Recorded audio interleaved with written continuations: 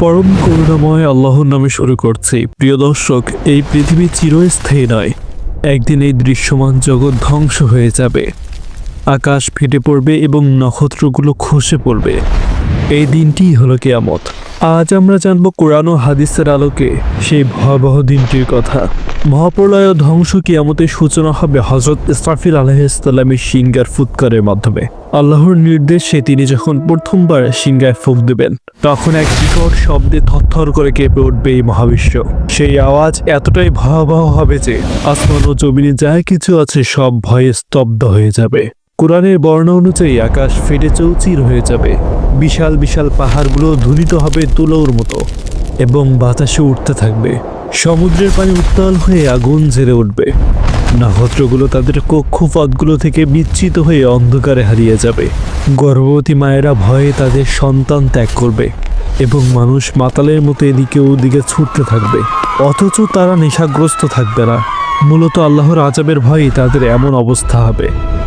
এই প্রথম ফুৎকারে পৃথিবীর সকল প্রাণী এবং ফেরেশতা মৃত্যুবরণ করবেন। মহাবিশ্বে কেবল মহান আল্লাহ তাআলা অবশিষ্ট থাকবেন।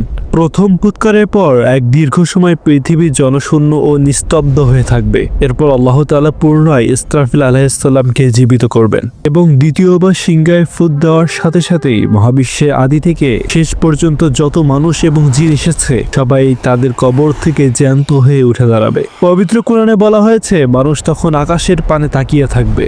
তারা বলবে, হায় আফসোস, আমাদের শোবার জায়গা থেকে কে আমাদের জাগিয়ে তুলল। তখন বলা হবে, এটাই সেই দিন যার ওয়াদা দয়াময় আল্লাহ করেছিলেন এবং রাসূলগণ সত্য বলেছিলেন। কবর থেকে উঠে সব মানুষ এক বিশাল ময়দানের দিকে ছুটতে থাকবে, তাকে বলা হয় হাসরের ময়দান। সেই দিনটি হবে অত্যন্ত দীর্ঘ। সেখানে কোনো ছায়া থাকবে না, শুধু আল্লাহর আরশ ছাড়া ব্যতীত। সূর্য মাথার কাছে একদম কাছে চলে আসবে। সেই দিনটি হবে অত্যন্ত দীর্ঘ। যার যার আমল সেই অনুযায়ী মানুষ নিচের ঘামের মধ্যে ডুবে থাকবে। পিপাসায় মানুষের ছাতি ফেটে যাবে। যারা দুনিয়াতে নেক আমল করেছিল তারা নবী করিম সাল্লাল্লাহু আলাইহি ওয়াসাল্লামের পবিত্র হাত থেকে হাউজে কাউসারের পানি পান করার সৌভাগ্য লাভ করবেন। কিন্তু পাপাচারীদের জন্য দিনটি হবে অত্যন্ত কষ্ট ও লাঞ্ছনার। দীর্ঘ সময় অপেক্ষা করার পর শুরু হবে চূড়ান্ত বিচার। মহান আল্লাহ তাআলা সেদিন বিচারক হিসেবে আত্মপ্রকাশ করবেন। প্রত্যেকের হাতে তাদের আমলনামা তুলে দেওয়া হবে। যারা ভাগ্যবান তাদের আমলনামা দেওয়া হবে ডান হাতে, আর যারা হতভাগ্য তাদের আমলনামা দেওয়া হবে বাম হাতে কিংবা পিঠের পিছন দিক দিয়ে। মহান আল্লাহ তাআলা মিজানের পাল্লা স্থাপন করবেন। এখানে মানুষের নেকি ও বদ আমল পরিমাপ করা হবে। কারো উপর সামান্যতম জুলুমও করা হবে না। মানুষের হাত, পা ও শরীরের অঙ্গ প্রত্যঙ্গ সেদিন আল্লাহর কাছে সাক্ষী দেবে যে তারা দুনিয়াতে কি কি করেছিল। মানুষ তার নিজের অঙ্গের সাক্ষ্য শুনে অবাক হয়ে যাবে। বিচারের পর প্রতিটি মানুষকে ফুলসিরাত পার করতে হবে। এটি জাহান্নামের উপরে স্থাপিত একটি সেতু, যা চুলের চেয়েও সূক্ষ্ম এবং তলোয়ারের চেয়েও ধারালো। যারা ইমানদার ও নেককার তারা বিদ্যুতের গতিতে এই সেতু পার হয়ে জান্নাতে পৌঁছে যাবে।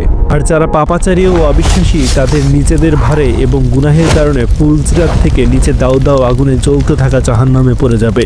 সেই কঠিন দিনে কেবল আমাদের নেক আমলই আমাদের বাঁচাতে পারে। ভিডিওটি ভালো লাগলে লাইক দিন এবং চ্যানেলটিকে সাবস্ক্রাইব করে দিন।